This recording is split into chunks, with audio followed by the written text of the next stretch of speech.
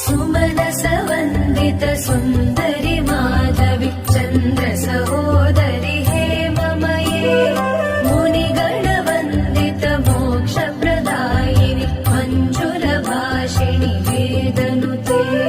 पङ्कजवासिनि देवसुपूजित सद्गुणवर्षिणि शान्तयुते